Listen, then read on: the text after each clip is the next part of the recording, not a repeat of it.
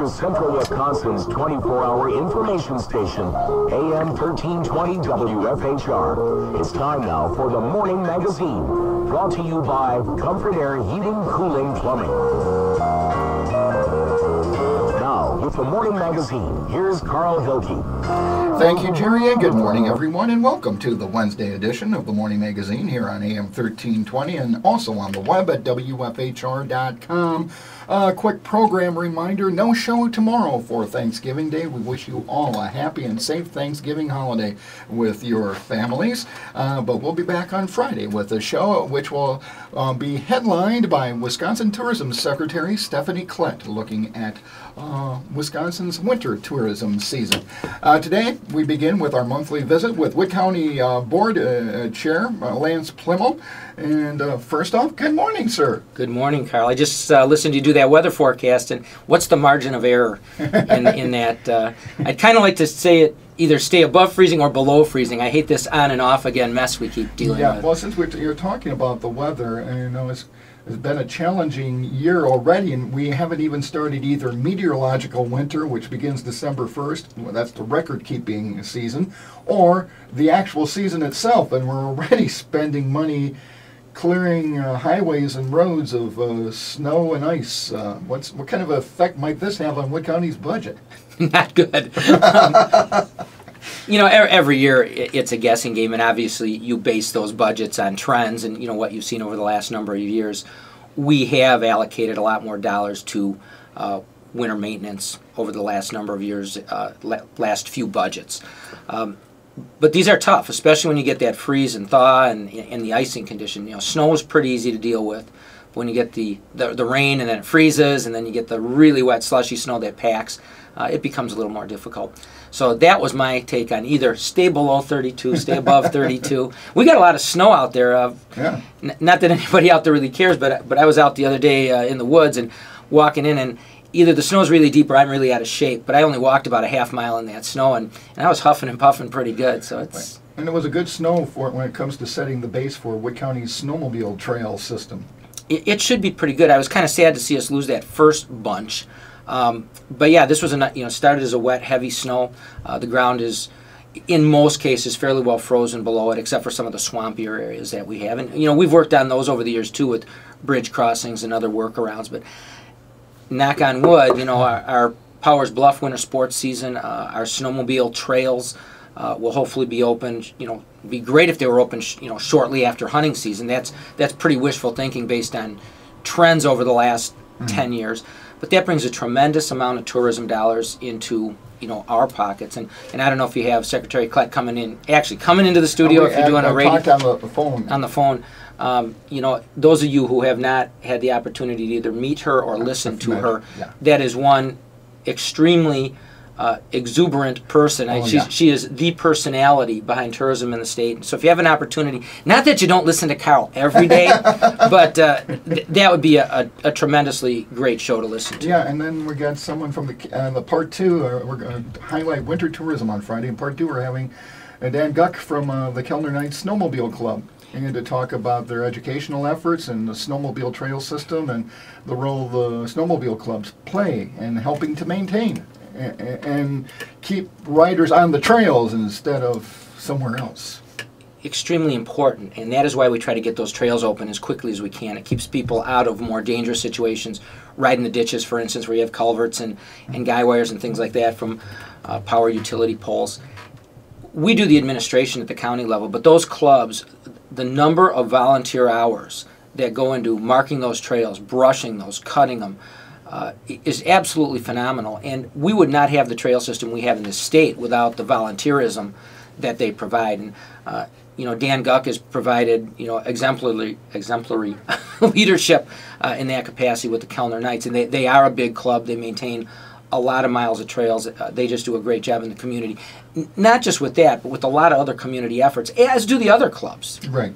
If you're just joining us on the Morning Magazine, welcome. We're visiting with Wood County Board Chairman Lance Plimmel in part one of today's show. We will also want to welcome our friends from RCCA Media. You can go to their website, rccamedia.org. Just Google it, and you can click on an icon, an app, and you can, there's an app for Lance that shows his lovely face, and you click on it and you can download all today's show and view it in high definition at your leisure, or catch it on your favorite cable channel, whichever system you use for your cable TV. I didn't even know you could do all that. Yeah. You know, I got a tour. I talked to, they showed me around the other day, and all the improvements that have happened at RCCA, which is really, really slick. And they showed me the page and how it works and everything else, and I've been making use of it. It's really cool. Got a call this morning, and because of everything going on in Ferguson and all the troubles there, someone was wondering if Wood County is going to be doing what other municipalities, counties are considering doing or have already done, and that is purchase body cameras for sheriff's deputies. You know, that's a really good and it's a fair question. And obviously with all equipment, we look at return on investment. You know, and is that the most important piece of equipment that we may need at that particular time? And so every year when they look at budgets, they look at those opportunities. We do have, you know, the squad cams, right, obviously, on all of our cars. You know, that's an interesting situation there. And, you know, my take on that is it a lack of leadership, or do we need to have that equipment on every officer out there? It certainly works both ways. It provides for officer safety, as much as some people think, you know, this is strictly to protect the perpetrator, maybe. Right. You know, it also protects the officer as they're out there. I mean, you'd have a very clear picture of what that story was, you know, regardless if you actually read the testimony from right, the grand jury that's come out. You know, everybody has their belief on that, but a picture is worth 1,000 words. Oh, yes. You know, doesn't hurt. You know, typically when we have those types of pieces of equipment available, we'll often do a trial with a few pieces, see if it's advantageous. If it is, then we might move in that direction. What will be interesting out of this, and I think it's a lot bigger issue, but will be interesting is some of these programs end up being funded at a federal level or sometimes at a state level, and then they provide that equipment to avoid the kind of situations that we're in right now in the country. You and I were having a conversation shortly before the show. I said, you know, you're not always in charge, but I would like to think here in our county, for instance, we have the leadership in our law enforcement agencies, from the sheriff's department down to the cities, you know, villages, towns, and municipalities. We have trained officers. We have people in leadership positions that I don't think would let that kind of thing happen. And I'm going to go all the way up to the governor's office. I just don't think you would see the lack of attention to detail should that happen. So I guess when you're out there, and we are kind of in a celebratory season right now. You know, we go from deer hunting, which is a state holiday, right into Thanksgiving, and Christmas is right around the corner this year. But those are all interesting questions as we go forward, and I just think that in our state, you know, and you kind of thank God that we would not have the situation arise that they have had happen there at this time. Okay. Well, obviously that would be something that the sheriff would say, put it in his budget and present it to the county board, and or maybe they would get a federal grant that says, hey, we got this opportunity to try this out. Yeah, I don't know what the cost per unit is, but I'm guessing that within our sheriff's budget there's probably room to do a trial of a few of these. And obviously, you know, with every piece of equipment, there's times and places where it's much more applicable to use than just maybe every day, even, as we try to ascertain if it's a viable piece of equipment. You know, there are high-risk times of day, high-risk situations where you certainly would want those officers maybe to give that a try. But yeah, the process is the sheriff would, I'm guessing, has room in his budget already to buy the equipment, but if it was a big purchase, the entire department, he would put it in his budget. It would go to his oversight committee. If there wasn't additional funds available there in that line item or another one, then it would come to the full county board and could be taken, for instance, out of contingency. Okay. Well, another controversy with the Wood County budget involved the vote for the budget and the debate over the new Wood County recruiter position. It got passed, and so explain the thoughts behind it. A number of supervisors that were very upset, thought it was put in at the last moment or whatever. Give us a little bit of the background. Why do we need a Wood County recruiter? Well, let's start this way. Through the committee process, as budgets are adopted at that level, and then go to the executive committee and eventually to the county board, one of the places that we look at program improvements is at that time. So if there are positions added to the county work staff, it typically happens during that process. And I think we're adding about 6 or 7 employees this year total across the board. One of them happens to be in the human resources department, where we would look at a recruiter. The reason for that is, and we did a very in-depth study on this, as to positions unfilled, some of those billable, and I'm going to go back here, I'll regress a little bit in a minute, but some of those that are unfilled or not filled in a timely manner, as the economy improves, it becomes a much more competitive workplace, and therefore, very important to be out at those job fairs, recruiting, getting the best and brightest. And relate that right back to what you just happened in Ferguson. I mean, you want the best and the brightest people working for you across the board. When you have an emergency, I heard a great saying one time that said, if you have not been involved with county government, you have probably led a pretty good life, which means you haven't been involved with the sheriff's department, with human services, with the jail, or any of those other aspects that we provide. But our budget, as we get to that, Carl, is around $100 million. I'm using round numbers. Of that, a little over 90 million, let me rephrase that, a little over 80 million of that is pass-through money. It's state and federal money. So the only money that we really have discretionary spending with is the 20 million or so that's raised through property taxes and a few user fees. Over the last 16 years, we've actually cut the budget by about 20%, roughly. We hadn't had a tax increase for 16 years until this year, and we have a very slight one because our mantra has been, it's better left in the taxpayer's pocket than in our pocket. So somebody says, well, why don't you save up for it? Well, if I save up for it, it means I took more money out of your pocket year in, year out to save up for it. I think you do a better job at home of keeping track of your money than we probably do in government. But so with the recruiter position, we looked at unfilled positions. We looked at the time to fill those. We looked at the quality of the applicant. And we ascertained that just in overtime, because of unfilled positions, we were spending somewhere in the neighborhood of $400,000+ a year. Okay. The cost of the recruiter position is less than, if you roll in all benefits, considerably less than 25% of that.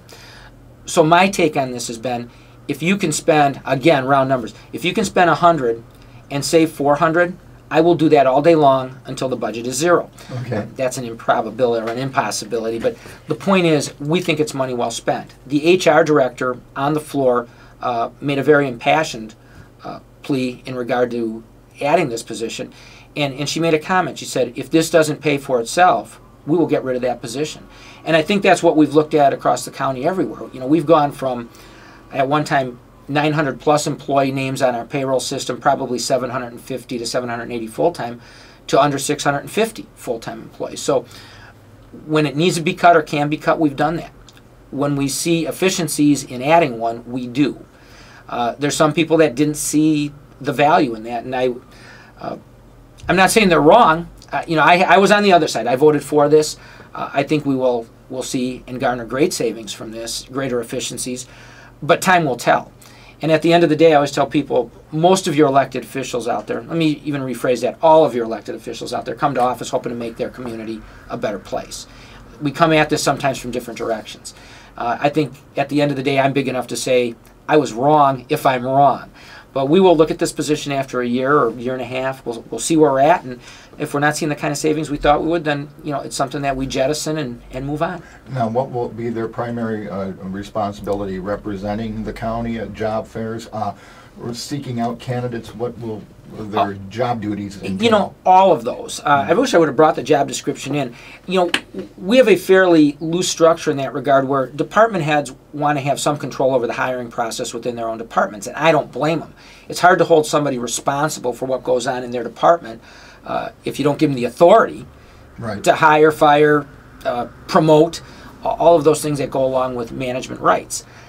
At the same time, we've burnt considerable amount of directors' times in some of these departments trying to recruit for positions. And, forget the fact that we just have overtime. We also are losing valuable, productive time as we try to recruit and fill positions. And you'd think it would be fairly easy in this job market, but again, skill sets are important, And the one thing that I was going to go back to, relating back to the stories we talked about earlier, part of the bigger problems that we probably have in this country across the whole board are education related. We need to educate people. We need to target that education to the sets of job skills that we need to fill not only positions at the county, but in those high-tech manufacturing positions we see. And, obviously with education and jobs comes higher income and typically a better way of life. Okay. Oh, you mentioned the slight property tax increase in Wood County, and one of the reasons for that was that you could, because of the great borrowing terms or climate right now, you could get favorable interest rates to do some needed infrastructure work on Wood County's highway system, correct? This was a pay me now or pay me later commercial, if you remember that one. Oh, yes. Change your oil or replace the engine. We have an aging infrastructure that needed immediate attention. And it was ascertained that if we spent $4 to $5 million to at least get the initial fix done on those highways, we could extend the life of those considerably, as opposed to replacing those at $500,000 plus a mile. Sometimes $1 million if you have to put in certain substructure. Our county has a borrowing capacity of somewhere in the neighborhood of $250 million, and we are really debt free. I mean, our total debt in our county, based on a tower project that might go in for communications or the improvements we did at Norwood, or at Edgewater Haven, and ones that we are right now in the process of doing up at the Northwood County Annex up there, formerly Norwood. Our total debt was about $2 million. We decided the best way to do this was to bond for this project to the tune of about $5 million. We did it at 1+% interest, so it was probably the best time to do it. And the hopes are that if we do this project, or do these projects, and I think there's about 13 roads that need immediate attention, and get that done, that we can extend the life of that far into the future, and again, save the taxpayers money down the road. And that's based on something called PACER ratings, where we go out and we ascertain the conditions of those roads, what the traffic counts are, what the impacts will be. We have much bigger, heavier equipment running on some of these right now, and it does take a toll. Okay, and in the litigious society that we live in, if you had a really bad accident on one of these poorly maintained roads, I can see some lawsuit issues coming. It's happened in other counties. Well, there's certainly a safety issue involved. And there's also the issue, on a $100,000 house, for instance, like I said, your property taxes from a Wood County perspective have gone down about 20% over the past 16 years on a tax rate basis. This increase of about 11 cents per 100,000 is going to cost you $11 on a $100,000 house, basically. If you're out there and you hit a pothole, it's going to cost you, pick your number, $50 to $100 to do a realignment. If you didn't ruin the tire or bend the rim, sometimes you have to spend those couple extra bucks to make things a little bit better. Again, at the end of the day, we'll look at what the improvements are. I don't know if we would go forward year to year with continued borrowing. That's a discussion that we'll have at the board level every year. And everybody out there had a different opinion. Sometimes when we vote, you're on the winning side, and sometimes when we vote, you're on the losing side. And the one thing that I have been blessed with is a board of supervisors, whether we agree or disagree on an issue, have been amicable. And at the end of the day, there might be a little bit of voices raised. I won't call it yelling and screaming, but there's certainly some heated debate and discussion. But at the end of the day, I think everybody gets along pretty well, and I think that's what makes our county run pretty good.